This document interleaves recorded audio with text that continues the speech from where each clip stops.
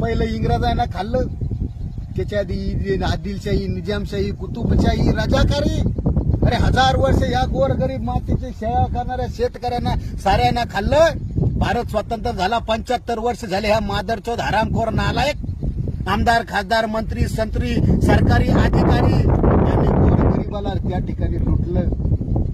मला सवाल आहे, या महाराष्ट्राचे मुख्यमंत्री शिंदे बिंदे आणि या देशाचा पंतप्रधान नरेंद्र मोदी 8,000 कोटीचं इमान घेऊन पळतो, 50-50 लाखाच्या घड्याळी वापरतो. लाज कशी वाटत नाही? अच्छे दिन आएंगे, अच्छे दिन आएंगे.